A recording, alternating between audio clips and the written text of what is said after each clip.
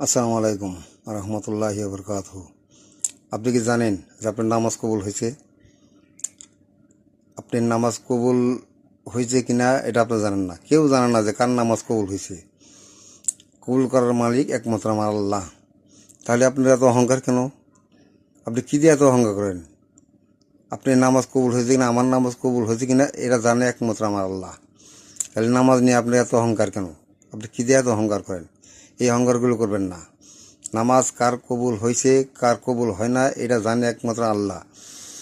আল্লাহ রাসূল বলছে, সল্লু কামার ওয়াই তুবনি উসাল্লি, নামাজ পড়ো সেভাবে যেভাবে আমাকে পড়তে দেখো। তাহলে রসুলের অনুযায়ী কি কেউ নামাজ পড়ে? আমরা কি রসুল অনুযায়ী তার মতো নামাজ আমরা পড়তে পারি? তাহলে নামাজ নিয়ে আপনার তো অহংকার কেন? এই ধরনের অহংকার করবেন না। নামাজ কবুল হয় কি না হয়, নামাজ কবুল হওয়ার মালিক একমাত্র আল্লাহ। আল্লাহ কবুল, কার নামাজ কবুল করছে না করছে সেটা একমাত্র আল্লাহ জানে। নামাজ পড়বেন, নামাজ নিয়ে কোনো অহংকার করবেন না।